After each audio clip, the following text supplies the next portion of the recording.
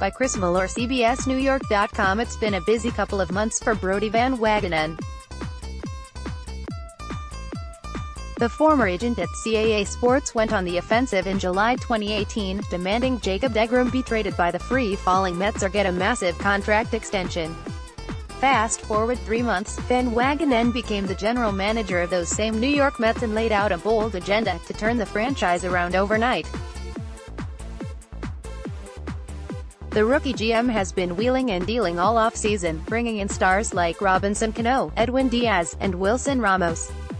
With the gates in Port St. Lucie officially opening on Tuesday, let's take a look back at how the new-look Mets were assembled. Rebuilt bullpen. The biggest change going into 2019 will undoubtedly be the high expectations placed on the bullpen. New York's relievers had a combined ERA of 4.96 in 2018, third worst in Major League Baseball. They also served up 82 home runs to opponents, fourth most last season. Van Wagenen's blockbuster trade with Seattle will be remembered for bringing Robinson Cano back to New York, but the real catch may end up being all-star closer Edwin Diaz. New York acquired a proven ninth-inning man who is only 24 years old to lead their reworked relief corps. Edwin Diaz struck out 124 batters in just 73.1 innings last season with the Mariners. Photo by Otto Gruel Jr., Getty Images. The Mets didn't stop with the 57-save stud. Van Wagenen then went out on the free agent market to sign former New York closer Jeurys Familia and veteran lefties Justin Wilson and Luis Avilan. Familia signed a 3-year deal to come home to New York. Wilson inked a 2-year deal and pitched for the Yankees in 2015. Both have closer experience and will form a competent bridge to the ninth inning. The group joins righties Robert Gesellman and Seth Lugo in a bullpen that now has depth and talent, a combination that playoff teams have been using to shorten games for decades. Bullpen. Cano leads an improved lineup. Even at 36 years old, Robinson Cano still makes any lineup he joins significantly better. The Mets were criticized for not joining the chase for Bryce Harper or Manny Machado, but trading for an all-star second baseman with Hall of Fame talent shouldn't be overlooked. Cano will slide right into the number 3 spot in manager Mickey Callaway's lineup and bring his .304 career average to Citi Field. Wilson Ramos, one of the best catchers on the free agent market, then signed on with a 2-year, $19 million contract. The 31-year-old had an all-star season in 2018, hitting .306 with 15 home runs and 70 RBI. Signing Ramos was a brilliant move that gives New York its most established backstop since Paul Lo Duca in 2007. His $7.25 million salary in 2019 is an added steal for the club. Ramos hit .337 in 33 games after being traded to Philadelphia last season. Photo by Hunter Martin, Getty Images. Van Wagenen finished off the team's vastly upgraded infield by signing veteran utility man Jed Lowry to a 2-year, $20 million deal. The 34-year-old is coming off the best season of his career, smashing 23 homers and driving in 99 for Oakland.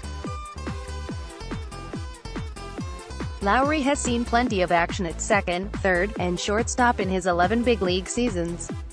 He's going to be in our lineup virtually every day, Van Wagenen said. He's going to hit at the top of the order.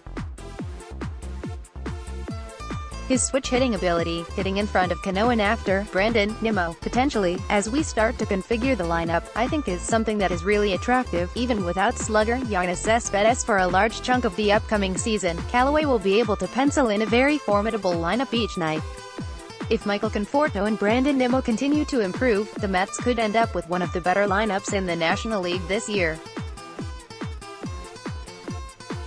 The team also traded away disappointing regulars Jay Bruce and Kevin Plawecki, giving the roster more flexibility to move aging slugger Todd Frazier to first base and promising rookie Jeff McNeil to the outfield. New York had one of the worst offenses in baseball last season, ranking near the bottom of the NL in runs scored, home runs, ups, and batting average. Van Wagenen scores high marks for turning a thin roster into a solid and versatile lineup without having to break the bank. Offense, no changes to the rotation. If there was one area the Mets could afford to say, if it's not broke, don't fix it, it was the starting staff.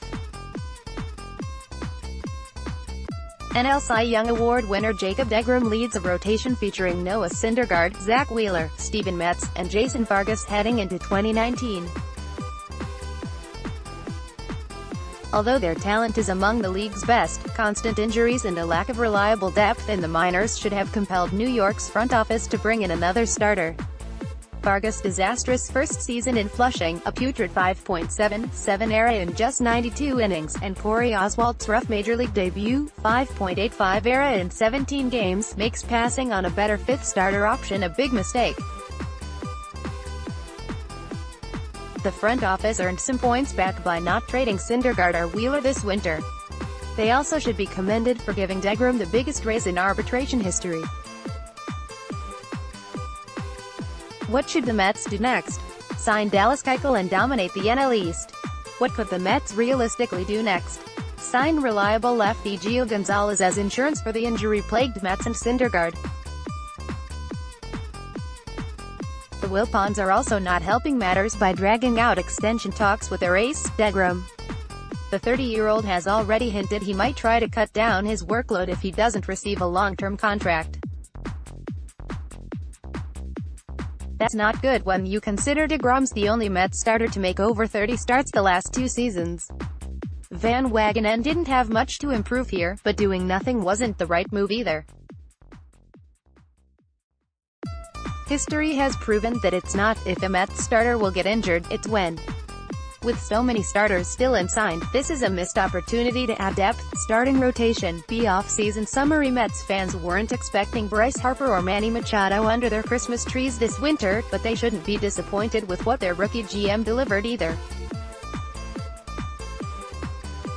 Van Wagenen shocked the world with his Seattle blockbuster and kept the hits coming as one of baseball's most aggressive executives.